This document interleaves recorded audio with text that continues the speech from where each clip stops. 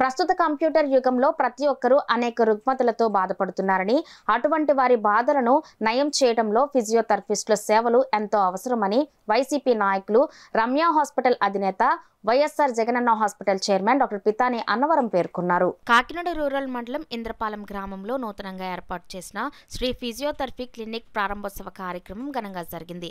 కార్యక్రమంలో పాల్గొనేందుకు విచ్చేసిన ముఖ్య అతిథి డాక్టర్ పితాని అన్నవరంకు క్లినిక్ అధినేతలు పుష్పగుచ్చాలు అందించి స్వాగతం పలికారు.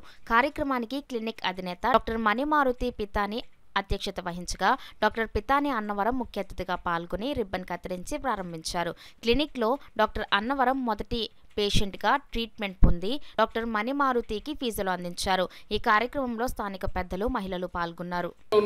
ఎవరైతే ఆమె అవసరతలో ఉన్నారో వాళ్ళందరికీ కూడా ఈమె మరి మంచి ఆశయంతో పెట్టారు కాబట్టి ఆ ఆశయం ఈమె విషయంలో ఫుల్ఫిల్ అయ్యేలాగా ఆ దేవుడు మరి ఆమెకి దీవించాలని కోరుకుంటా ఉన్నాను.